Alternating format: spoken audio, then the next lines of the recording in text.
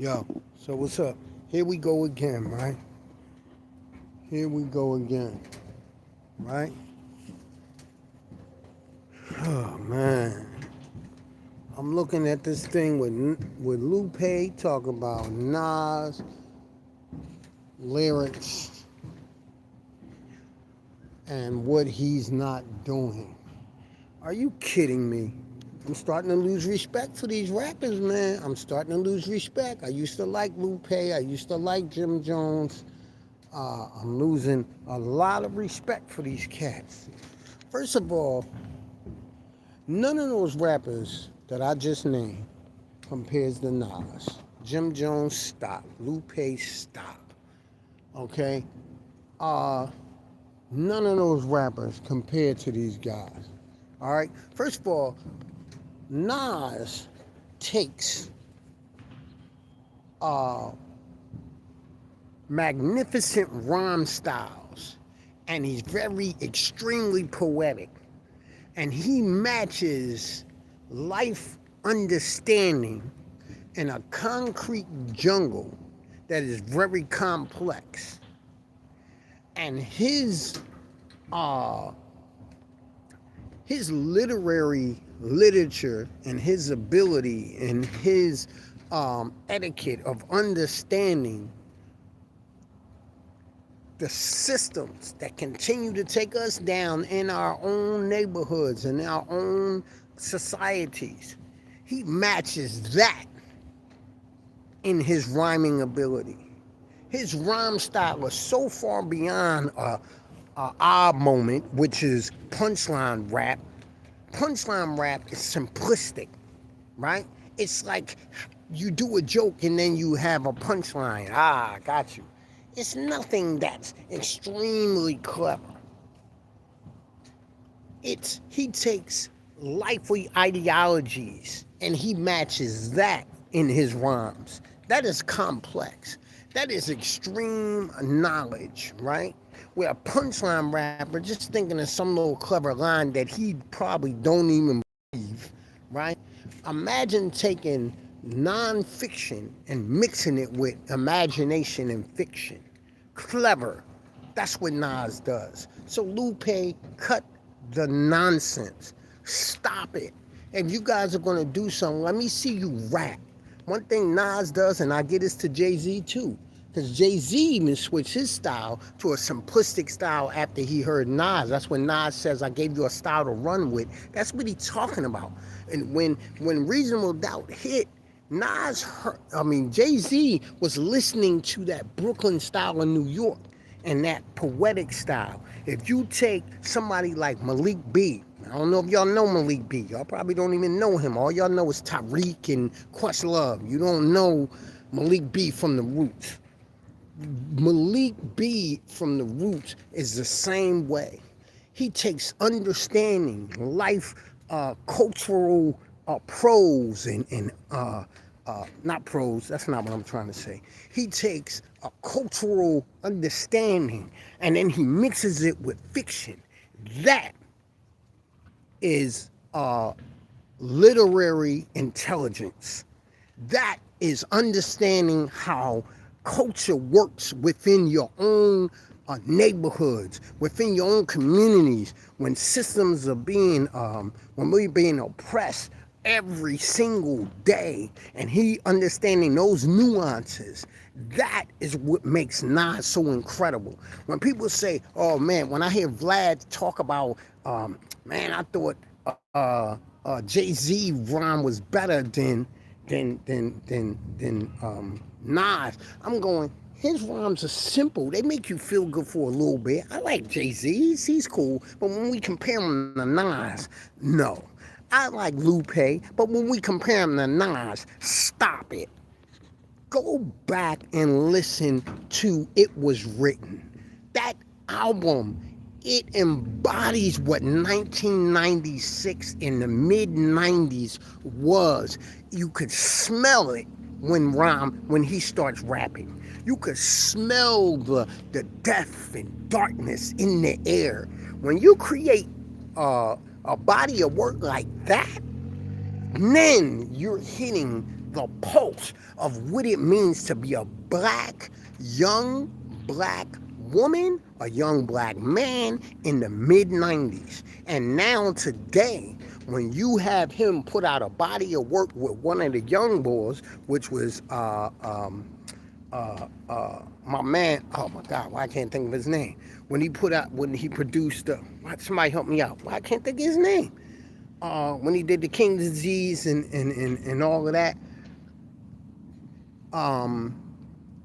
Damn, what's his name? Somebody help me out. Who on here? Anyway, when you take that work and he matches up today and the energy of today, that is magnificent work, right? He's not doing punchline rap. One thing I love this rapper from Philly, because Philly, this is why I think he was one of the better MCs. And I like Meek Mill. Meek Mill is that way too. A lot of people don't know he's not a punchline rapper. He embodies the moment of the energy that the young boys that are wilding out, and all these young boys that's MYs and all these these YNs, my fault. He embodies that, right?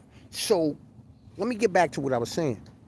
I lost my train of thought. But they embody that energy.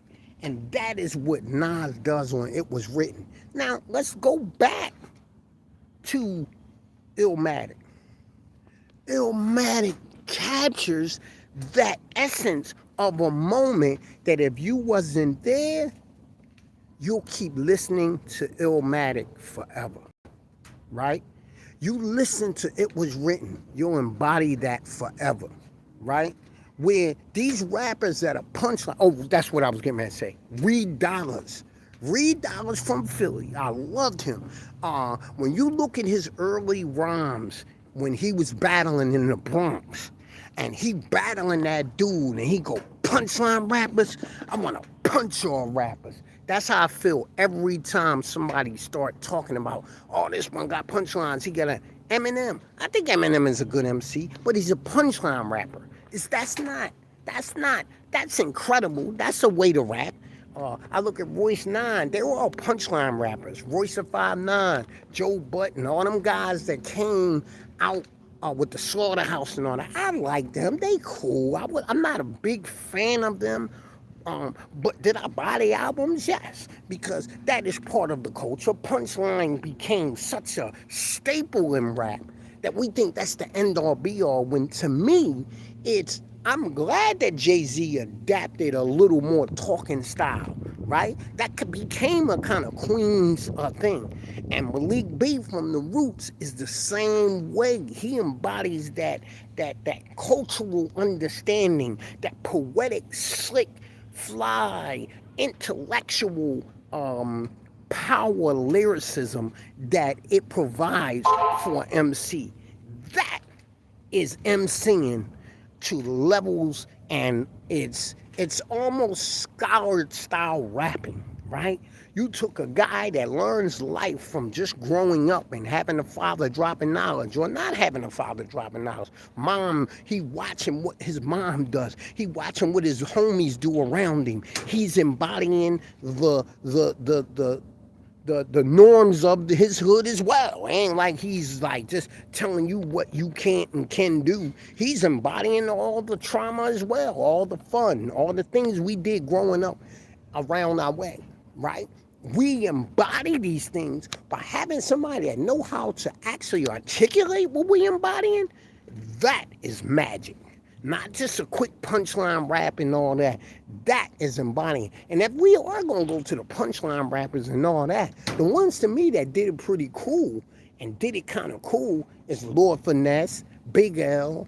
Because I think they take a little bit of the embodiment, especially Big L. He takes a little bit of embodiment of the hood, and then he does punchline raps. But if we talking about Lupe and his response to Nas not having bars, nigga. No, I'm sorry, I shouldn't say that.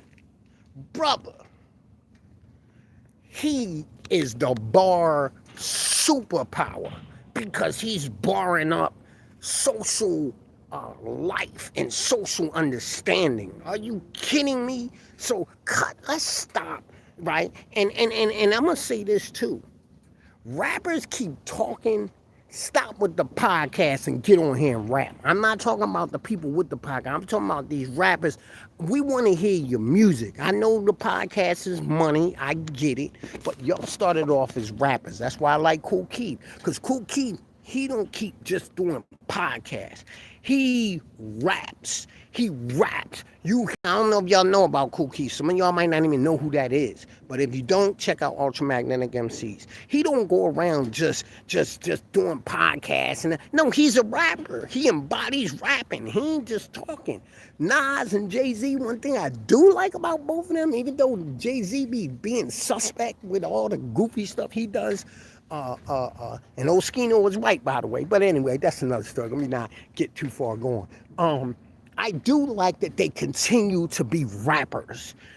They not doing no podcasts. These other guys, they trying to chase money. And it's cool to chase money sometimes, but really you should let the money follow you. And if you embody your MCing, you can MC forever. You can be a rapper forever. I'm talking about those who made it in the world of commercialized industry rap. And those are our Nas's, those are our Kool Keiths, those are our Jay-Z's, those are our Freddie Gibbs, those are our all these guys, all these young guys, older guys, whoever made it in rap on a commercial end, rap. That's your career. That's what you do. I don't want to see you doing a podcast. Mason and what's his name? Cam. I'm starting to lose respect for these guys. Joe Buttons, rap. No, I don't want to hear you be the analyzer of whatever. You came in as a rapper, rap. Cut all that goofy talking y'all doing. Man, put out albums. If you're going to do the podcast, put out an album, Negro. Put out an album. Like all these, even the females, rap. You came in here rapping. I don't care if you old. I don't care if you young. You came in the rapping game to rap. Look at your surroundings. Talk about one thing. Nina Simone said, I always rap about the current situations going on. She always sings. That's what y'all need to do. Man, this is hip hop. We gonna be hip hop. Let's be hip hop. All right. Peace, y'all. I'm sorry I ain't responding. I should be responding. But y'all feel me? If you with it, you with it. Nas, man. Nas is better than these fools, man. Understand what's going on. And I'm going to look back at this and I'm going to add on more. Peace, y'all. And whoever was here, peace. I don't have my glasses on. I'm about to get out of here. I'm in the park. Peace. I just had to say something.